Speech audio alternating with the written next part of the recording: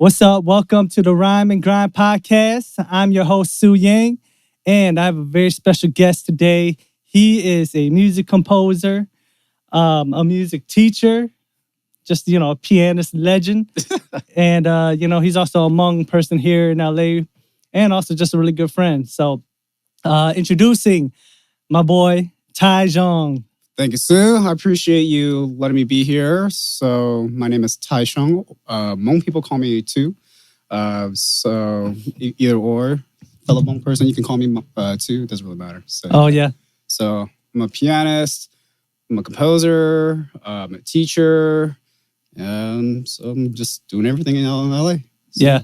So where are you from originally? So I am born and raised in Charlotte, North Carolina, back in the East Coast.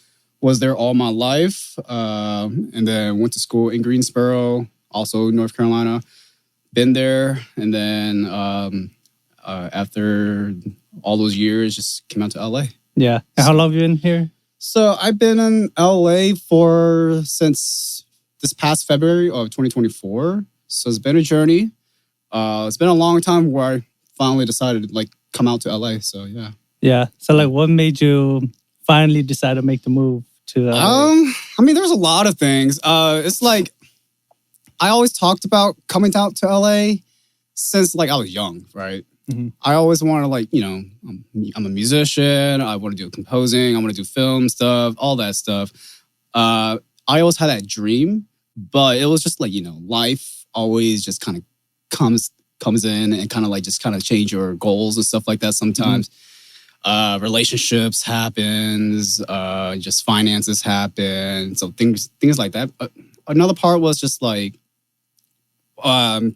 answer your question in a bit, but what kind of took me a long time just to really come out here was just really kind of just fear.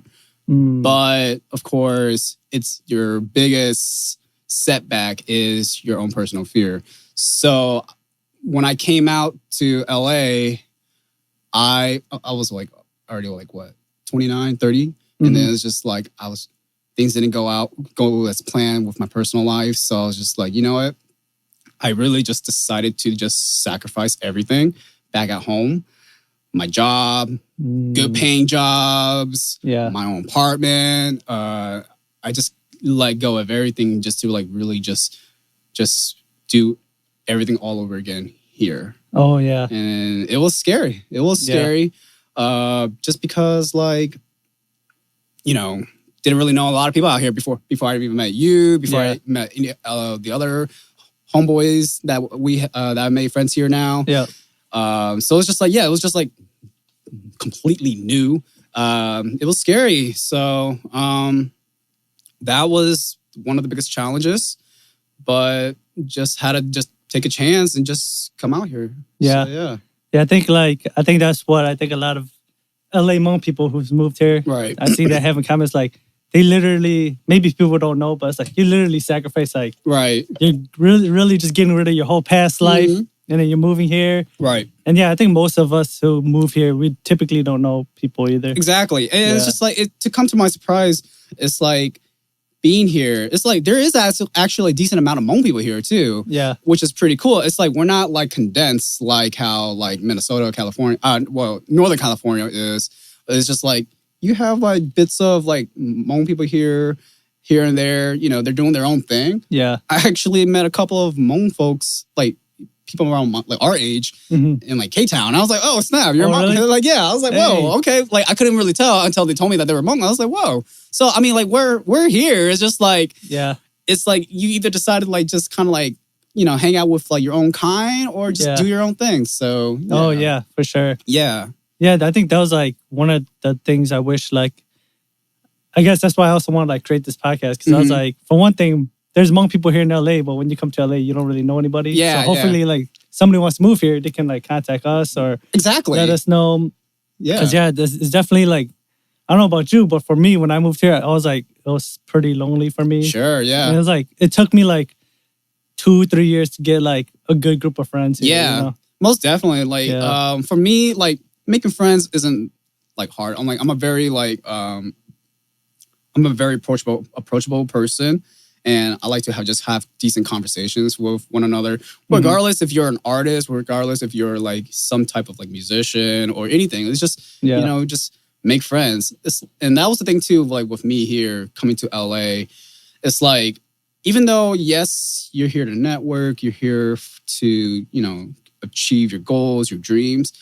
One of the biggest things I wanted to do was just associate myself with native LA people. Oh, yeah. Because it's like the native LA people like that live here all their lives, it's like that concept of like the entertainment industry is just like, they just know it's just a facade. It's just what's marketed, Yeah. So me wanting just to like be in a position where, yes, I want to achieve my goals, but I'm not going to like bend over heels about like, who do I know? Who do you know? Oh, yeah. It's just like, I don't want to be in that mindset. I just want to just live here and not be so attached to like what my perception of what success is, Oh, yeah. So that was the thing with that. And it was kind of cool just meeting locals who's been here all their lives. And it's just like, they're so chill. Yeah. They're so like, just so laid back.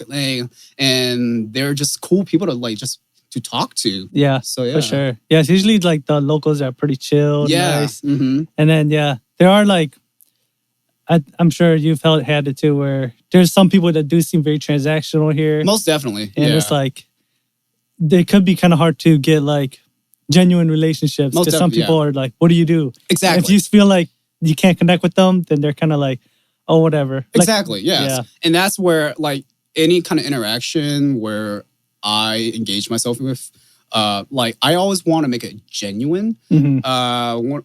Like even with like other creatives, like actors or what, like maybe like a director or something. It's just like, I love to like know what you do, but also I want to know who you are as well too, like you beyond what your career is. Yeah. What your whole mission is. I just want to know you on a personal level. Now, some people aren't really all about like really getting to know each other personally and they're just there for work, which I get and I understand. I respect that. It's just for me, even like when I collab, when I do my music stuff, when I do my teaching stuff, my performance stuff, I want to get engaged on a personal level with the person who I'm collabing with. Yeah.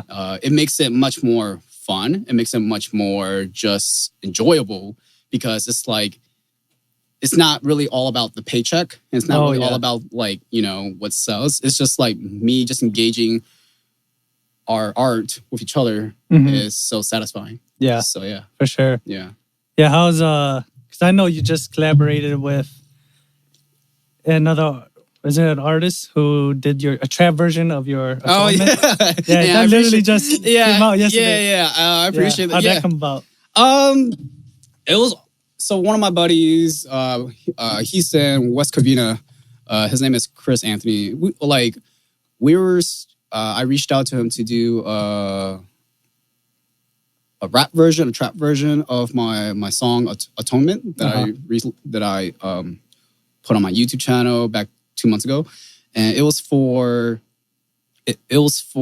another collaboration with a New York City artist. Okay. But of course that didn't go well. So that didn't go through. So I just told him like, hey Chris, we're just going to just put it out there and just see whatever happens with it. And I mean, like when we were working on it, it sounded dope. I liked it. I was like, whoa. It's just because like I'm not a trap artist, but it's just like it when he put it all together, I was just like, oh my gosh, I'm like geeking out. I was that is so cool. Yeah. So even like associating with like other artists who do like other styles, it's just so cool just to like really putting two ideas together because like I come from the classical background. Yeah. So if anybody don't know, I was a classically trained pianist, and I studied piano and studied classical composition. So it's just like putting that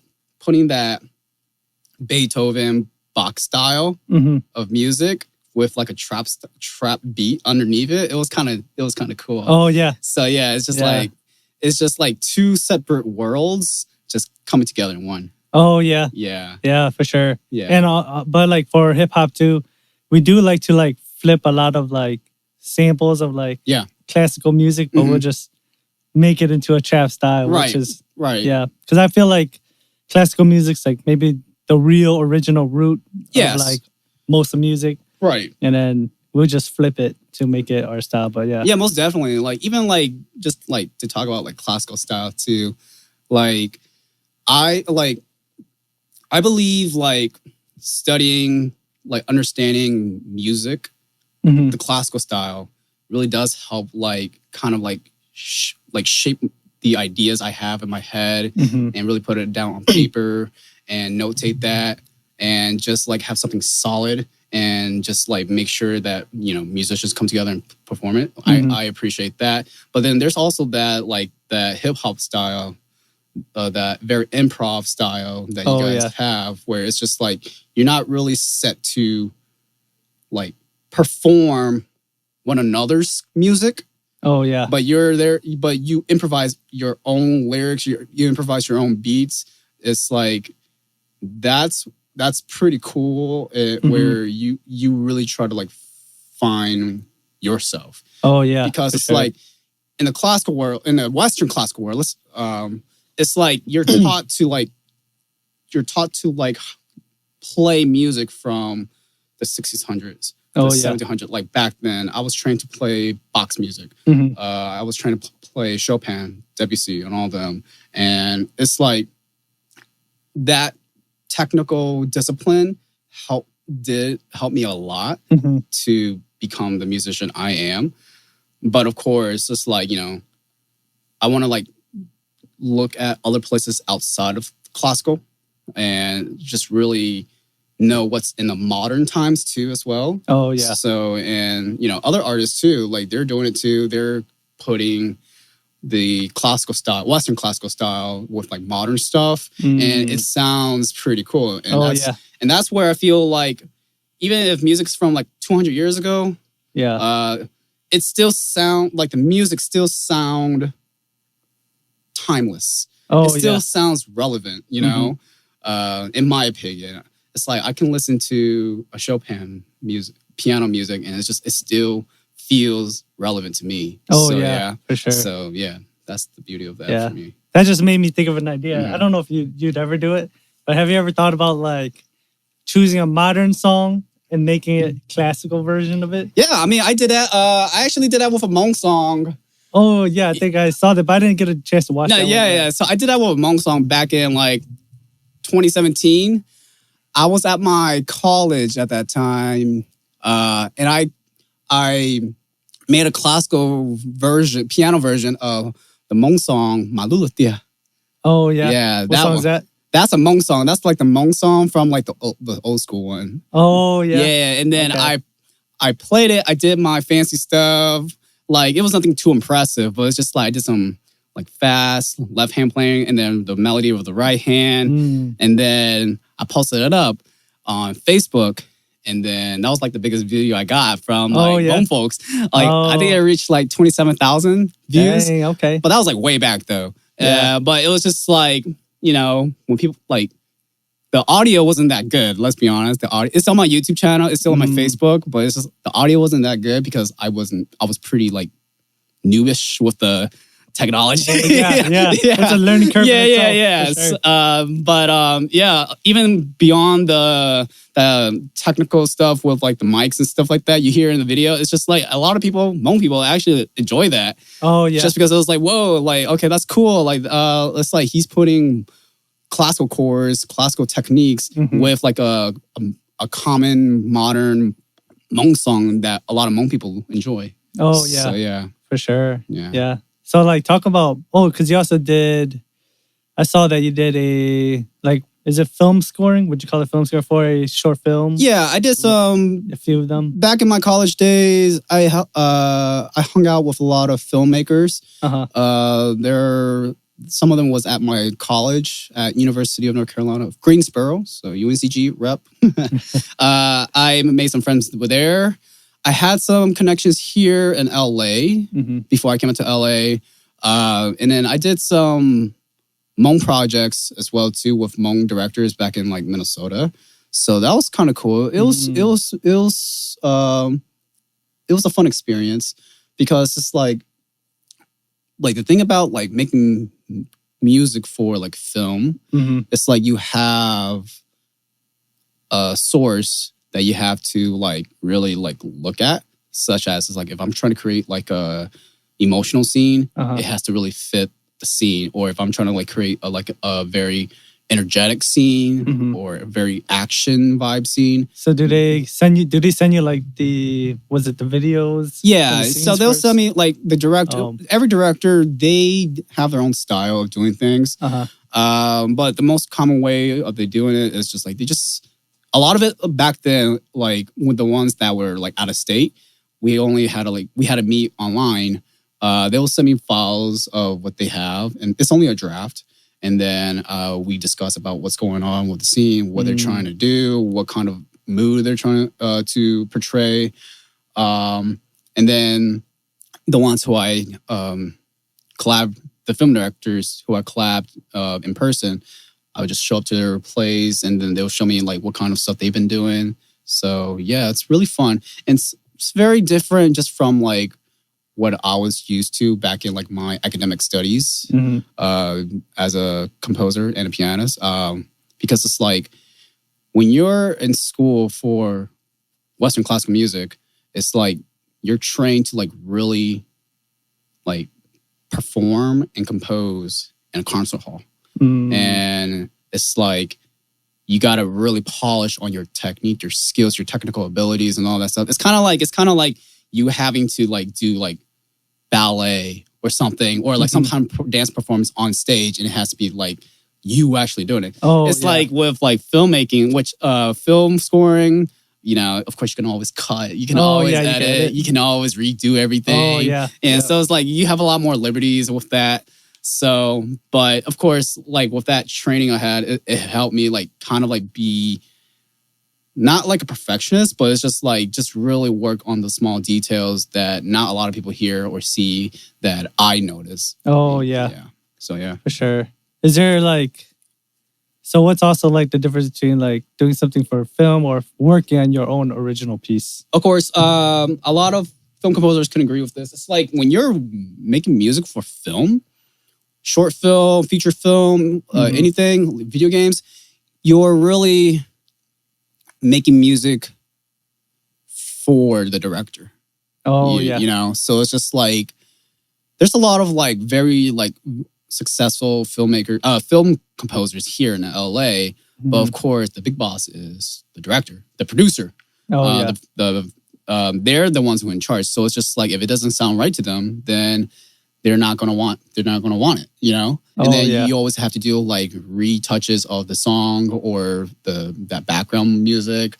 And so it's like you're not in full control of like the creative. Now, of course, it's like it really depends on who you collab with. It's like if you have a very good rapport with your filmmaker or producer, then things might go smoother. But if it's like really like just a fresh brand new like collaboration with somebody that you don't really know, who knows? But and then when you compose for like classical concerts, like actual performance, you have much more freedom to compose whatever you want. You know? So I have more liberties to do that. If I want to play with certain instruments like piano and violin and cello, then that's what I want, you know? And then whatever the audience in the classical stage hear, that's what I want to have them hear. So there's a lot more freedom with that. So yeah. I see. For like your original pieces, like how does it, like I guess my question is, because for rappers and artists, we well, for me at least, I'm like a lyricist, so I like to use my words to tell a story. Do you guys do that the same thing for your original pieces? Right. Are you guys trying to, like, how do you go about it? Like, I'm a very melodic guy too. Like my music is very melodic. It's just like I always try to write out a tune. If it's for like pop music, I try to like make a very like easy sounding tune. If it's for like a classical style, I would try to make it a little bit more out there. So I really look at who is the music going to be played for and to be hereby. You know, if I'm composing it for, you know, just a general audience, then, you know, I'm not going to make it complicated. If it's for like universities or college environment, of course, I will try to like make it a little bit more like complex than that, you know, just because different standards are different. Like there's different standards in every form of like music making. But I always start at the piano. If I don't start at the piano, I'll be in my car literally just thinking about a tune, you know? And then if it really resonates with me, then I will take it to the piano and then I will transcribe it and write it down on paper. Then I go to my computer and write at my computer. So yeah. So you kind of start with like a tune first and do you build off of it? Yeah. So it might take a while just to like have me like develop it. But yeah, I always start like old school, just have in my head and put it on paper, put on a computer, and then whatever happens after that can build up. If I want to put like a secondary melody underneath it, then I'll think about that like kind of like afterwards. So yeah, that's just the process with me. So. Cool. Yeah, because I saw you also did like a song in college where they played a whole orchestra. A Lost Child, right? Yeah. That was that was the piece. So funny enough, that piece was originally just an assignment for my orchestration class back at UNCG, and then we had a session reading where we had UNCG Symphonia. Who was run by a professor called Dr. McLeod back at UNCG. I think she's still there. But it went nice and it sounded good with the string ensemble playing it. And then I asked her afterwards, hey, the fact that it was really good, I asked her if I complete like the actual score for the strings, if we can perform it. And then she said, yeah. She allowed me to. And I told her what was the meaning behind it.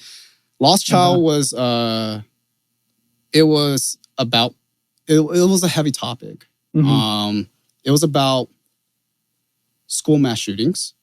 So it's a very, very heavy topic. And usually my music does have a very, very dark topic over it. So I mean, if you listen to my music, in my personal opinion, I think it's heavy, and I want people to feel that heaviness. And then I composed it fully for piano and strings.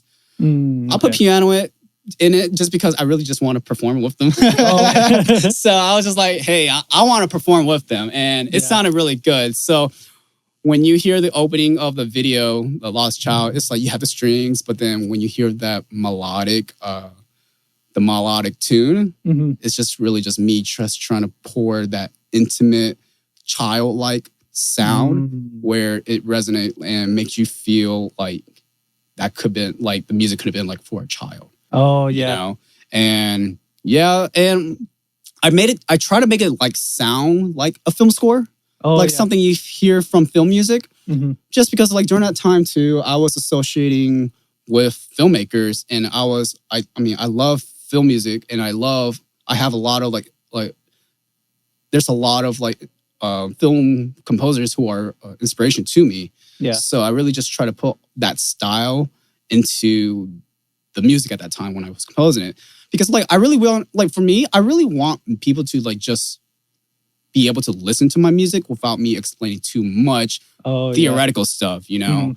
I just want people to just enjoy it. I want the average Joe, like not even if they're not even like classically inclined, I just want them just to hear my music and be like, dang, that hit. Yeah. Like that was powerful. Like that was like really heartbreaking. You know, I want everybody to feel like that. Now, of course, like in my experience too, now it's like within the classical world, the Western classical world, I always want to be specific with that just because there's different types of classical. But Western classical world, with academics, it's like there's always that elitist kind of mindset, like, oh, you're writing melody music, you're writing a simple melody, and just like this, because it's like when you study so much music that's going on in the Western world, it's just like there's so many out there music. It's just like, what is this? It's like, is this even music? It just sounds like random noises. Oh yeah. But of course, there's all this technical, philosophical explanations behind the composer's intent.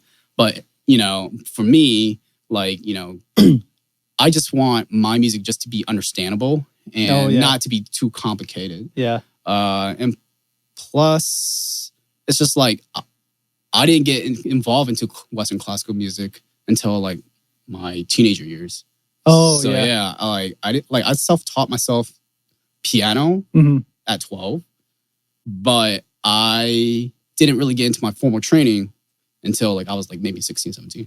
Oh, okay. So yeah. So at 12, you're just playing around playing music that I hear from TV shows, movies, video games, stuff like that. Like every other Hmong kid. Yeah. Like every other Hmong kid, like Final Fantasy. Yeah, like Final Fantasy stuff. Like what else? Like some anime stuff. Oh, yeah. Just like an average, young Hmong kid, who had a piano. So yeah, I just messed around with it. And then I really did, like it wasn't after a while until I got into high school where I really want to take it seriously. But of course, didn't have the privilege of being able to be put in lessons. You know, it's not known. Like I'm pretty sure you relate with this too, and a lot of other people, Hmong audiences too. It's just like, we just didn't have the luxury, or parents just didn't have the knowledge just to like put their child into like all these extracurricular activities. Like maybe not like now, modern parents, like the modern Hmong parents now, it's just like maybe it's different. But of course, it's like, I really want to do it. And I didn't care. I really wanted, it's like, I really wanted to do music. I just didn't know how to really go about it. But I just kept on going. I took lessons and I went to community college. I went to universities did you pay for these lessons yourself or? Yeah. I pay for my own lessons. Really get in it. It was hard. Like you just went out to like search who was it a coach? Yeah, like I mean, you can go to like your local like music school in your community. There's always a school. And then it was until like when I got into like college where I started studying like hardcore Western classical music. And that was like when the level really amped up. Oh yeah. Where it's just like I realized like how challenging it can be because I still wasn't as proficient then. And basically it's just like, kids, they start young when they're doing lessons and they start at like a young age. Like they can be like 5 years old, like 9 years old. Me, I started like when I was a teenager. So it's just like, like I knew how to play, but me being able to read, me being able to like really just look at the piece of music and just play, that was hard. Everything was just all self-taught. And like it's like my professor at that time, like she was saying like how like I had a good touch, like I have a soft, gentle touch on the piano. It's just like, yeah, but me being able to like understand like how to read whatever is put in front of me, that was like a whole different challenge. And that's just the kind of standard that what it takes just to be in classical music. So yeah, but it like now my reading is a lot better and I'm able to teach young students what I know and what I can do. So it's really kind of just cool seeing how much growth there was since I started and now until where I'm at now. Oh, okay. So yeah. Dang. So like what's your I guess going from there, like, where do you wanna? What's your big dream now that you moved to LA? Done. My big dream is to work on big projects with like, Warner Brother, with like Paramount, Netflix. I want to be on that level where they want to come to me and ask me for music. Oh, okay. And not even just LA. Hey, if I'm in like, if a film company in Japan or South Korea wants to reach out to me, that I will be like, hey, I would love to like do that, because I feel like I have enough confidence in myself to like really just like work with other types of filmmakers. And of course, I still wanted to perform. I still want to perform on stage. I still want to perform for like try to get known with hip hop artists, pop musicians, and I still wanted to still do things within like academia as well too. So like right now too, I'm working on 2 pieces for a fellow colleague who goes to UNCG and write music for his degree performance for his degree. Okay. So yeah, that'll be. It's kind of nice to kind of like give back a little bit. So so it's just like there's so many different like outlets of like music that I feel I can like try to accomplish it. Oh yeah. So yeah, for sure. So ultimately, you want to be more into like the filmmaking type of industry. Filmmaking is definitely like very like attractive. Like the film composing is very attractive. Of course, like a lot of composers here, they try to get into the film world. It's like for me, I want to do that too. But at the same time, there's so many other things too that I want to also achieve as well too. But yeah. Oh, okay. Dang. Yeah. So, it seems like the direction you don't, because you say you want to perform live, but you do care to do like the concert halls and stuff like that. Yeah, it's like if I ever like got an opportunity to compose for Carnegie Hall in New York, that would be amazing. I would love to do that. That would be so cool. If I'm able to like perform something with the LA Phil Orchestra here, that would be amazing too. That would be exciting. Like to be able to like work with like so many like talented musicians and the conductors. Like if I had to like briefly explain like the hierarchy of like classical music, it's like you got the orchestra, you got the musicians, and then you got the conductor, and then they're like world class. To be able to work with them, that would be amazing. So that would be something I would be looking forward to, like even so, yeah. Oh yeah, damn. Yeah. So it's like different. It's like being able to just like go to different genres of music is kind of cool. Like even though I still practice my classical pieces now. Yeah, it's just like that understanding just helps me be able to broaden out to other genres. So, yeah.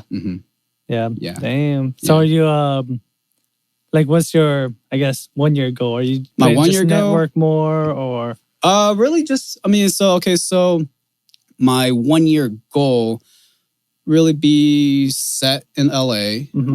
Really try to be comfortable. Oh, yeah. There's always going to be networking opportunities. There's always going to be music opportunities. That's going to happen no matter what. Yeah. My goal is to you just really be comfortable in LA where we don't have to worry about nothing. Yeah. And then get situated and then really then focus on what's the next step. Yeah. So, because definitely I don't know, a lot of people when I first moved here, I was like, I want to just jump right in and grind. But then, when I moved here, I realized I'm like, damn, it really takes some time to settle in. It really does. Get used to the environment, the people, just get used to maybe being away from family, just everything. It kind of takes a while to get it. I mean, it's always a process. It's even when I was in school back in universities, when I was getting my degree, it was always about the degree. It was always about to try to get my degree. But then it's once my final year of university, and then I was just like, well, what's going to happen after that? Because my whole idea of during that time when I was younger, it was to get my degree. Yep. But then once I was close to getting my degree, it's just okay, so now I'm almost done getting my degree. What's going to happen after that? And then I realized I had to start making a plan on what I have to do after college and really just like, work, save up, get the equipment I needed, get, students, get like, just really go out there and just try to take on the world. Yeah. And that was just the whole idea, because it's like, we can get stuck on like one thing where it's like our whole life is just on getting one specific goal. But it's like, even when you're working on one goal, you have another set of goals afterwards that you have to accomplish. Oh, yeah. So, yeah, it's like, and plus it makes life a lot more fulfilling when you have constant goals and you're achieving it. Yeah. It makes you feel like you have a purpose, and everybody should have a purpose, regardless if you're an artist or if you're just, a parent, if you're just, whatever you are, just have some type of purpose. And once you're done fulfilling that first goal, go after the next goal, because it's always a constant thing for us until the day we're not here on Earth no more. Oh, so, yeah, for sure. So, That's true. Yeah. So what's your advice for like somebody who, say, if there's another Hmong person like you who just wants to come to LA, what's your advice? Save up money. Really have the intent of like coming out here and just start fresh. Regardless of what kind of style of music you are, what kind of musician you are, it doesn't really matter if you're a hip hop artist or classical musician or pop musician. It doesn't matter. Have a goal. Be positive. Don't be too attached to things. Disappointment always happens, and just know that everything will fall into place. Oh, yeah. There's no need to really rush to get to that idea of success, because success really does take time. And the more you try to hold on to it, I feel like the less chance you will be able to obtain it. So that's just my mindset, where yes, there's something that there is worth fighting for, but if you hold on too tight to that idea, it's going to slip away.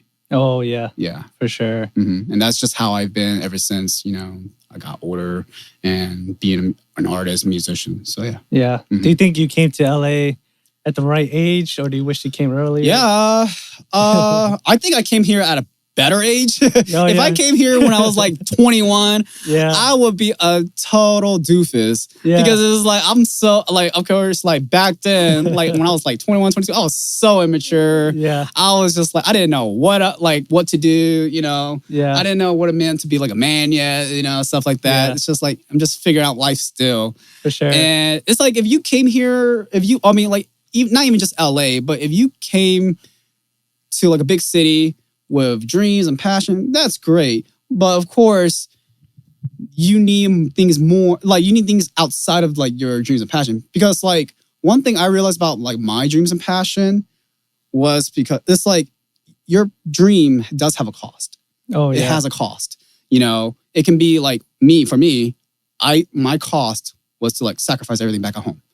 That was my cause. And of course, you don't want to, for me too, I don't want to be that starving musician where you literally do starve for your art. I want to still have a sense of security. I still want to be able to like maintain that foundation, I don't want to like just like let go of everything for the sake of art. I still want to like have a nice house above my head. I still want lots of things that all of us wants, Yeah, for sure. So yeah. Yeah, I realized like that's like the same thing for me. Like I'm glad I came to LA at like an older age, because man, I'd probably just be wanting to party, or stuff like that, and you're like distracted. Exactly, and that's it. It's just like it's like when there's always that social status that a lot of people always want to go for. Of course, it's like there is a social status in the artist world. Like the bigger you are as an artist, the more people will come to you, but the more they will want to get things out of you. Oh, yeah. But also, it's like when we're young, we're always like going out partying. We always like want to like meet like the best people and stuff like that. But then it's just like when you only try to like strive to just know who you like, just try to strive to be around the best people. Mm-hmm. I mean, it's like, I don't know. It's just like, I feel like it's not fulfilling when you don't have a deeper sense of meaning beyond the partying, beyond the, the glamour and all that stuff. Oh, yeah. It's just like, because when you keep on chasing that, it does it turns very addictive and it turns into something very unhealthy. Oh, yeah. So now coming out here, when I'm older, it's just like I already got most of it out of my system. Yeah. I already learned a lot of mistakes. I'm still going to learn lots of mistakes here, even at our age now. Yeah. But it's just like, it's going to be a little bit more easier because it's like we already like learned so much back from our home state. Oh, yeah. So, yeah. For sure. Mm-hmm. Yeah. Yeah. So glad I learned. Yeah. I mean, still, like you said, I think I'll still learn from my mistakes here, but definitely just maturity. I feel like it's a big... Maturity is a big thing because it's like, there is a lot of artists too who are very up there with their status. Yeah. But it's just like, when you meet some of them, it's like they still have... It's like there's something about them. Now, there's nobody specifically I'm talking about. Oh, yeah, but it's like, who are you talking about? But it's just like you do see... It's like you see you see a lot of youthfulness within a lot of artists, like, which is great. But you do see a lot of like turmoil with them. And it's just like, it's kind of heartbreaking to see that because it's like, well, one thing about being an artist too, is just like, yes, you are a product of your music. People view your music as a product and stuff like that. People view you as an image, but it's just, that's where, when I meet other artists, that's where I want to just know who you are as a human being. Oh, yeah. Beyond what your image is, beyond what your marketed image is. I just want to know who Xwm Yang is, Yeah. And then, of course, we work together to really branch off what your brand is, what your style is, and stuff like that. Yeah. But I guess that's the teacher in me too, just because like I teach young students. I teach, and I want them to be... I want to be a good example. So I really just try to I incorporate that into like my own business as well too, in my own style. So yeah, that's just where it falls. So, yeah, for sure. Yeah, I've also seen like artists who blew up when they're not just artists, but I guess entertainers who blew up when they're younger, and now they're like, they think their value as a human being is based on their popularity. Exactly. Or something. They can't kind of get out of that, and they're still kind of chasing that. Right. Which is kind of like, dude, you have value. Right.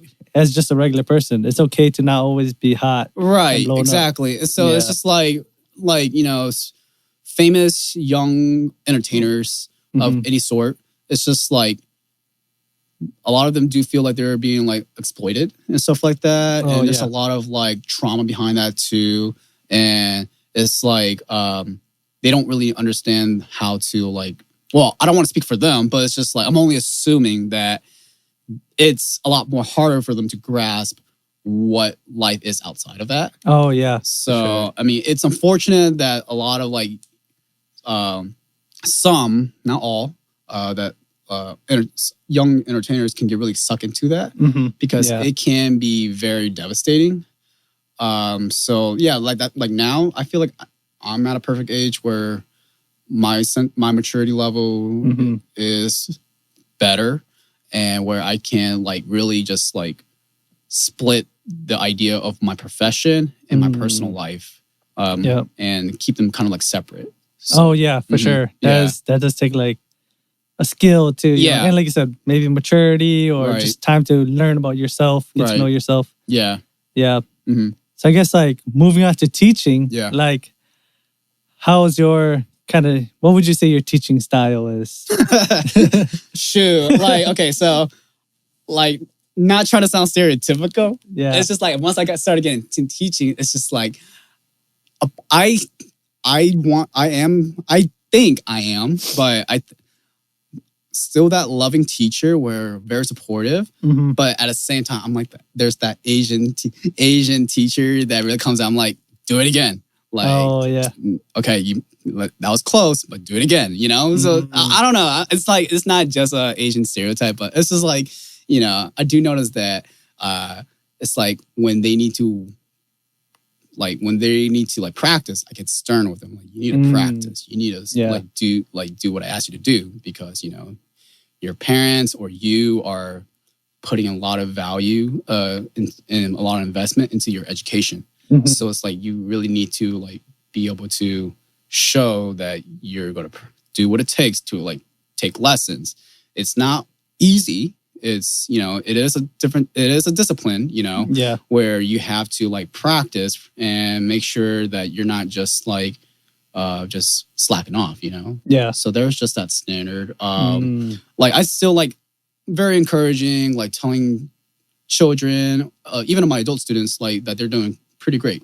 You know, it was kind of interesting, like having adult students too. Like even students way above my age. It's like, I mean, I got past it now, but it's just like, you know, the thing about like my adult students, it's like they know the expectations. It's like I don't really need to like reinforce it the same way how I have to do it with my younger ones. But it's just like they know that they're paying quality of money into this, and it's what they want. For a lot of adult students too, like they tell me that it's very therapeutic just to even like take these lessons, and it's just like it takes them outside of what they got going on, whatever their personal lives, and they can just kind of like just take a break and just play some music. And a lot of times too, they say that they never really got to do it when they were a kid. Their parents never had them do it, so they want to do it. So and I definitely try to like show like my personality with my lessons as well too, my teaching. Just because it's like, you know, I was the same way, you know, didn't get that when I was a young kid. So I understand everything about that, and just kind of like really relate with them on that, because I do feel like even that bond with a teacher and your student, that rapport between you both matters a lot. Just kind of like if you think about like a kung fu master and their students, you know, it's like, you know, back in the days where the students really praise their teachers, but it's just, I'm like, I don't want to be praised like that, with like how kung fu students are, but it's just like, it's just that mutual respect and mutual understanding that's really important. If you're going to have a teacher or a student that you just feel like won't work well, or just don't have that chemistry, it's just going to make it very stressful and really just make it feel like it's a chore. You know, I always try to like make my young students laugh. I always act silly with them. I always like, you know, just kind of like talk about what's going on in their life. And most of them, they enjoy it. They actually adore me. Well, I hope they are. I hope they do. But, you know, like they'll always give me a hug after our lessons because I just know that they're having a good time. Because it's like, you know, yes, we're working on music, but at the same, but we're just building a bond.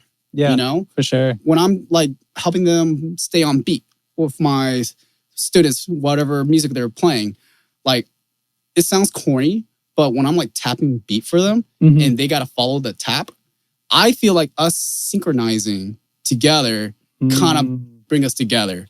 It sounds cheesy, but it's just like, sense. You know, it's just like, I just feel like we're just being connected on a much more deeper level. So that's just what I genuinely believe. Damn. Okay. It kind of reminds me of, I guess, work, like just jobs too. If you have like a supervisor who like you just don't vibe with, like the respect has to be mutual. Like you have to respect your supervisor, and your supervisor has to respect you as a person too. So most definitely. Even like my bosses who I work with at these musicals, I have so much respect for them because like they literally do care for us as teachers, and they do go all out.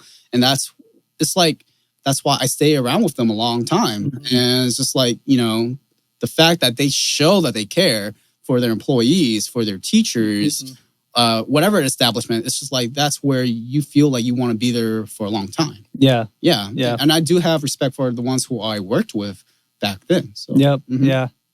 Like, I think, I don't know about you, but I've been like realizing that relationships matter so much more like as I grow up. I think Yeah. maybe like Mm-hmm. as a kid, like genuine relationships, not Yes. just like these transactional Right. bonding relationships. Right. Yeah. Genuine relationships, it's like, not all people are going to reciprocate with how you are or how Yeah. I am. And that's fine. Rejection always still happens. But having a genuine relationship where you're not trying to like get something from somebody, Oh yeah. that's when it feels much more natural. Mhm. And just even with like romantic relationships too. Yeah. It's just like if you feel like it's forced or if you feel like you're doing something against your own will, Yeah. then it's not going to feel genuine. And it's going to be very toxic and it's going to be Mm. very abusive. It's just like that too. Yep. So it's like your habits of whatever you do in your profession, whatever you do in your personal life, romantic relationships, Yep. or just your family relationships, your habits will kind of overlap one another, like either worlds. So yeah. Oh yeah. Yeah. And I generally believe that. So I always say like, make sure you have good intentions, no matter where you're at, no matter who you're with, because it's like these micro behaviors will sneak up on you Yeah. and then people can sense it and see it. Yep. So yeah. Yeah, like I'm very into talking about that too. It kind of reminds me. I've just like it will like affect you on like work too. Like I guess for us, entertainment work. Mm-hmm. Like I have projects that I'll pay money for to like help me with a project or shoot a video. And there was like a videographer where I was like, "Oh, you do videography? That's Mhm. cool. I need somebody to shoot music video." And I'd reach out to them, but then when they don't reciprocate it either, Yeah. it seems like it's like they don't like. Not saying they need to, but it's Right. just like, oh, I was seriously just trying to build a genuine relationship. Sure, yeah. But I'm also have to learn that it's okay. I don't have to be friends with everybody. Exactly, And yes. everything too. You Yeah, know? that's so true. It's like you don't have to be friends with everybody. Not everybody has to like you. Yeah. Sometimes, like your energy can rub people off the wrong way, and you're not Yeah. meaning it. You're not meaning to do that. But Yeah. there's so many different types of people out there who have different experiences, different personalities, and that's totally fine. That's why it's really just best to like find the people who you're wanting to collab with, because that for collab sure. will make things a lot more fun. Yeah. You know. But yeah, it's just like, and plus it's like being in LA too, you're around a lot of like-minded creatives, Mhm. and it's amazing. Like just going back to our topic of like just coming out to LA, I love the fact that I'm around a lot of like-minded individuals who are career-driven, Mhm. who's very passionate in what they do, and they're just trying to be the best person of who they are. Oh yeah. That's for sure. great, Mhm. and I feel like I can just easily connect with that. Yeah. But of course, it's like, yeah, sometimes you got to filter some people off. Sometimes you Mhm. got to like kind of like choose the type of people you're around. Yeah. But that's a lifelong journey. Yeah. For of sure. doing that. So yeah. Yeah. Yeah, like you said too, there is I think the one thing I do love about LA is like everybody's on a mission. Yeah. Everybody's here is hungry, and it kind of, for me, it rubs off on me because I see like there's like so much talent here, and Yeah. everybody's talented, Right. but you realize that like you really see some of these people and they really work hard, and you Yeah. can see like it'll make you want to work hard too. Exactly. Stuff like back at home, I feel like, and I didn't have like a lot of rapper friends either. Yeah. So it's kind of like, it's hard to push when you're the only one trying to do it. Exactly. In your little social group. Right. Whereas here, it's like your social group, everybody's trying to do it. So it makes you like feel more, you want to push for it. Yeah. And that kind of brought me an idea, like not an idea, but a story that happened Mhm. to like what you're talking about, like you being in an environment where you weren't really a part, like you felt like the other people around you wasn't really helping, supporting you and all that. Oh, yeah. Or whatever. There was like a very big news thing that happened with a classical violinist named Joshua Bell, very famous. And he performed, I think it was like a while back, maybe 2018. But basically the story of it was he performed at Carnegie Hall. I think it was Carnegie Hall, but he was in New York City. Mhm. And then he had a concert, right? And he's a really well-known classical musician. then the next day he was busking in a subway in New York City, and people noticed him, but a lot of people didn't give too much attention to him because he was just like a random, like people viewed him as like just a random guy because he had like a hat on. He just had average normal clothes on, but he was playing like pretty good classical music, like very highly like high class music. And people like still, weren't giving him the time of day. But that's kind of like the idea of like, if you feel like you're not in the right environment to help you succeed, then you need to move. Yeah. Because he literally just gave a very big concert in New York City. But the next day when he was busking, nobody cared. Oh, yeah. So it really does depend on your environment and the people you're surrounded with. Yeah. So, yeah. And I think another idea of that, too, as like an artist, is like find your audience. Exactly. Like, maybe this audience doesn't like your music, but maybe you just haven't found the right audience. Exactly. Yeah. Like, like, I do believe, like, yes, stay true to yourself. Like, your audience will come to you, they will support you when, they really do connect with your music, your product and stuff like that. And it will come. Now, are you going to be like a one-hit wonder or where everybody is going to be famous? It's just like, I want mine to come naturally. My audience, I want my audience, my fans, whatever you want to call it. I don't even like saying the word fans. Oh, yeah. But it's just like my supporters. I would like for them to genuinely support and understand like what my style is and what my music can do for their everyday life, because it's like, even with my favorite composers, musicians, their music, I still listen to their music, even if they passed away, even if they're still here, their music is what inspires me. Oh, yeah, so, for sure. Same. Yeah. Yeah, I'm very into like, just being myself, and I won't like some people ask me, hey, why don't you collab with this person or collab with this person? But I'm very like, no, I don't want to do it unless like I have a real like relationship with them. Unless they're like Drake or something. I'm like, fuck it, sure. Yeah. But if it's like, just like, like all of us local artists or whatever, that I'm like, I don't want to do it just to do it. I need it to be like meaningful. Exactly. Or organic. Exactly. Just like that. Like, because like, yes, there is a lot of talent out there and there's a lot of like talented creatives out there. Yeah. And I would love, if it was a perfect world, I would love to collaborate with all of them, but that's just not how it is. Yeah. Like even going back to like the Hmong community, it's like, there's a lot of like rappers, singers, that's in the Hmong world. Yeah. But it's just like, I'm only like really good friends with like two of the Hmong artists in the Hmong community, Yeah. And I would love to always collaborate with them. Now, I'll let you know that I am collaborating with one person in the Hmong community right now. We're working on something together, so hopefully that goes well. But it's just like, so much talent out there, different personalities, and if people want to collaborate with me, I'm more than happy to. I would love to. I would love to engage, nitpick, and just discuss creative ideas. But yeah, it's like you don't have to like do everything with everybody. Oh yeah, for sure. Because it's just like it's kind of like going back to what we were saying. It's like you choose your friends wisely, and you really just kind of like make sure that you're around the right people for you. Oh yeah, because there's a lot of like great artists, but there's a lot of bad artists. Oh yeah, not even just with the music itself, but just with their intentions and their work ethics. Oh it's like that all matters too. So yeah.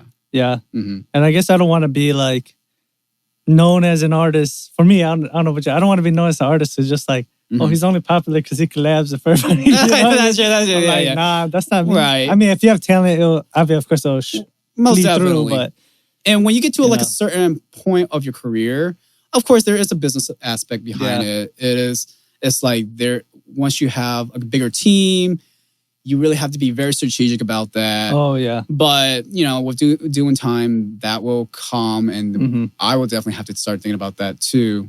But everything that takes time, even building your own team takes its own time. Yeah. you're understanding your marketing style, understanding what works best. That it really takes time just to really make that a reality. So, for sure.